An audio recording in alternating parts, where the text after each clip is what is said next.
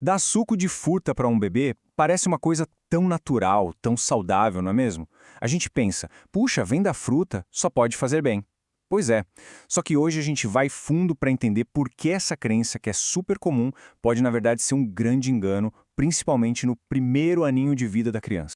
A ideia é essa, né? É quase um instinto pensar que, se vem da fruta, é natural e ponto. O que de mal poderia acontecer? Bom, acontece que a resposta para essa pergunta é bem mais complexa e surpreendente do que a gente imagina. É aqui que o jogo vira.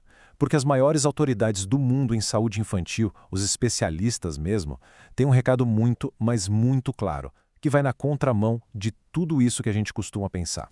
E olha, não é uma opinião isolada não. O que vamos ver agora é o que as principais organizações de saúde infantil do planeta dizem sobre o assunto.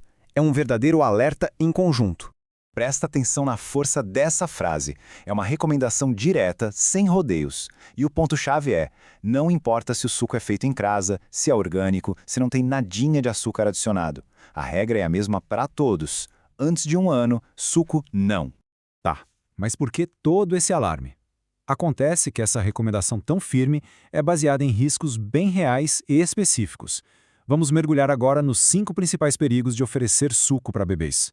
Isso mesmo, são 5 motivos cruciais, 5 razões que deixam bem claro porque a fruta do jeitinho que ela vem da natureza é sempre, sempre a melhor opção. Vamos ver cada uma delas.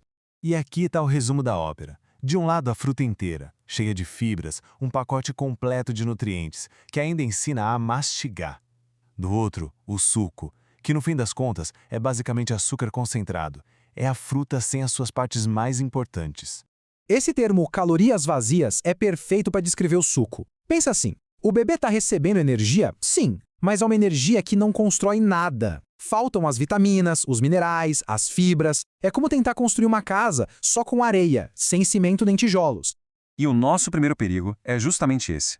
O suco enche a barriguinha do bebê, dá aquela sensação de que ele está satisfeito, mas não alimenta de verdade. É uma armadilha. O ponto é que o estômago de um bebê é bem pequenininho. Se esse espaço precioso for preenchido com suco, sobra muito menos lugar para o que realmente importa: o leite materno ou a fórmula, que são de fato os alimentos perfeitos e completos para essa fase. Agora o segundo perigo, esse já olha lá para frente, para o futuro. O hábito de tomar suco muito cedo está diretamente ligado a problemas de ganho de peso e até obesidade infantil. Pensa comigo, um bebê dificilmente comeria 3 laranjas inteiras de uma só vez, mas ele bebe o suco dessas 3 laranjas, num piscar de olhos. É uma descarga de açúcar e calorias que o corpinho dele simplesmente não está preparado para lidar. O terceiro perigo tem a ver com a formação do paladar, algo super sério. O que um bebê experimenta nesse primeiro ano pode moldar as preferências dele para o resto da vida. E o suco? O suco pode criar uma preferência enorme pelo doce. O que acontece é que o suco acostuma o paladar do bebê com 2 coisas: o sabor super doce e a facilidade de só engolir. Isso pode virar uma baita dor de cabeça lá na frente para que ele acete água, que não tem gosto, ou alimentos com textura, que exigem mastigação. Esse aqui é um risco bem direto que dá para ver. Aqueles primeiros dentinhos de leite, tão pequenininhos, eles são extremamente vulneráveis ao ataque do suco. É um ataque duplo, sabe? O açúcar do suco serve de banquete para as bactérias que causam as cáries. E para piorar, a acidez da fruta enfraquece o esmalte, que é a camada de proteção do dente. É a combinação perfeita para o desastre. E o nosso quinto e último perigo tem a ver com o bem-estar imediato do bebê. O sistema digestivo dele ainda é muito imaturo, muito delicado para lidar com a quantidade de açúcar que vem num copo de suco.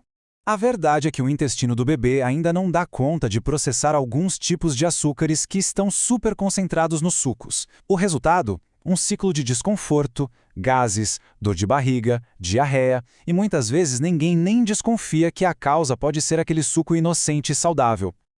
Ufa! Vemos os problemas, certo? Agora vamos virar a página e focar na solução. E a boa notícia é que a solução é muito, mas muito mais simples do que parece. E olha só como a resposta é fácil. Até os 6 meses de idade, é só leite materno ou fórmula. Ponto.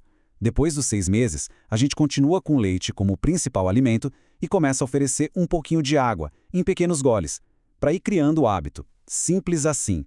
E a fruta? Como ela entra nessa história? Do jeito que ela é. Amassadinha, raspada, em pedaços pequenos e macios. Isso permite que o bebê explore as texturas, os sabores diferentes e, o mais importante, desenvolva os músculos da mastigação, uma coisa que o suco simplesmente não faz. Bom, estamos chegando ao fim da nossa conversa. E agora é hora de juntar todas as peças e deixar a mensagem principal bem amarradinha para não ter mais dúvida. Então, se for para guardar uma coisa só, que seja isto: bebês não precisam de suco. Ponto. Suco não é a mesma coisa que fruta. Ele tem açúcar demais e pode trazer vários problemas. Evitar o suco no primeiro ano é um dos gestos mais simples e eficazes para cuidar da saúde de uma criança.